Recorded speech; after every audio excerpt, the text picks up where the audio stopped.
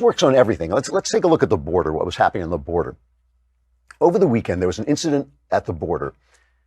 I'll read you from the paper. A group of about 100 people trying to illegally cross the border Sunday, this is November 25th, threw rocks and bottles at U.S. Border Patrol agents who responded by using pepper spray and other means to force the crowd back into Mexico. Oh, wait, I'm sorry. I take it back. That's not from this year. That's from the Obama administration. I believe that's 2013, November 25th. And so let's pause for a moment and hear the mainstream media and their outrage against Obama. Right. Nothing. Not a thing. But now it has happened again. It has happened again. This caravan that look at me, I'm Jim Acosta, told us was not an invasion and it was far away, suddenly is at the border in Tijuana, is not far away, and they charged over. And U.S. Border Patrol agents used tear gas to disperse hundreds, these guys are from Honduras originally, hundreds of Central American migrants at the Mexican city of Tijuana who made a rush for the border fence as tensions build over the diminishing prospects for asylum seekers trying to enter the country. I'm reading from the Wall Street Journal, which remember is very pro-illegal immigration. They don't care about the rule of law. They just want those cheap workers for their businesses and their lawns and stuff. That's why the Wall Street Journal, with their kind of business-centered agenda, is so in favor of illegal immigration. It's just wrong. It is just wrong because the rule of law is important. You want to make good laws, laws that let us control the border. So they put in a picture, which I think will probably win the Pulitzer Prize. Can you put up this picture? Yes. It's a woman carrying her children away from the tear gas. You see the tear gas. You see this poor woman with her poor children running away from the tear gas. It would take a heart of stone not to break. It is terrible. I'm telling you that if this picture doesn't win the Pulitzer Prize, I'll be shocked. If you look in the background, all the rest of the guys are there. They're all men. They're all men. So the whole thing is an illusion. And this photographer is falling for the illusion because he's an artist. That's why. And he likes the emotions that are called up by this picture. So let's go to Rodney Scott. Rodney Scott is the chief patrol agent, the Border Patrol in San Diego. And he's on CNN and he's describing what it was really like for his guys as this invasion took place. I kind of challenged that this was a peaceful protest or that the majority of these people were claiming asylum. We ended up making about 42 arrests. Only 8 of those were females, and there were only a few children involved. The vast majority of the people we're dealing with are adult males.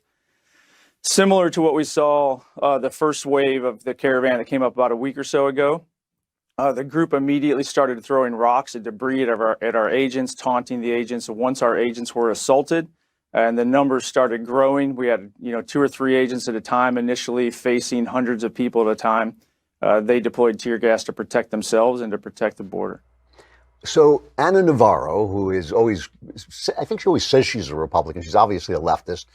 She's on CNN, and they ask her about what this guy just said. I mean, this is a law enforcement officer who's telling he was attacked with rocks. They were mostly men. The families were put out there for the purposes of creating images, and they ask Ana Navarro what she thinks of his response. We find that to be a compelling answer from Chief Scott about the use of tear gas, which was essentially, look, our job is to protect the border. By the time they're here or through the fence, what are we supposed to do? And his claim was that most of the people storming the fence were men, not the women and children that we've seen in the pictures. Look, there are no easy answers here. And it's a very difficult situation, a very complicated situation. I don't find that a compelling answer. We have seen the images of the children and the women. And there has got to be a pragmatic and compassionate answer here that does not involve tear gassing children. That is not who America is. That is not what we do. The eyes of the world are watching us. And if we are going to be the beacon of human rights for the world, we can't have these images coming out from our country. So it's a complicated problem, but the images, and this is not who we are. I mean, in other words, we are supposed to be governed by the people who create the images, because the people who create the images are in league with, are in line with Ana Navarro's policies. So that's how we're supposed, I mean, they are making us stupid. They're making us stupid because it puts you in this position where you just want to say, like, Oh, shut up. This is ridiculous. And it makes you more prone to fall for the narrative that all these people are bad people. I don't think all these people are bad people. I think that illegal immigration and mass shiftings of people are a big, big deal. When you look back, just a quick history lesson, when you look back at the fall of the Roman Republic, I'm not talking about the fall of the Roman Empire. That was much, much later. I'm talking about the fall of the Roman Republic. The illegal immigration had a lot to do with it. The German tribes came down from the north and they kept sending, legions out, and the tribes kept killing the legions because there were so many of them moving down, hundreds of thousands of people illegally coming down. And I'm sure some of you have heard of Julius Caesar's famous book, The Gallic Wars, where he talks about the wars in Gaul. It's the one that begins with the famous line, all Gaul is divided into 3 parts. And Julius Caesar went up there and finally broke the back of the northern tribes up there.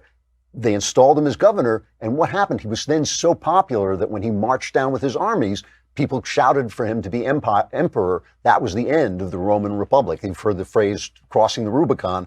That was because it was illegal to bring soldiers across the Rubicon into Rome proper. When Julius Caesar crossed the Rubicon, he said another famous line. He said, the die is cast, because now he has broken the law and he is coming into Rome. And that was the end of the Roman Republic, and it had a lot to do with the fighting against and the fear of these invaders from the north. So look, you can overreact to this, but you've got to deal with it. You've got to say, hey, the borders belong to us. The country belongs to us. We've got to make the rules.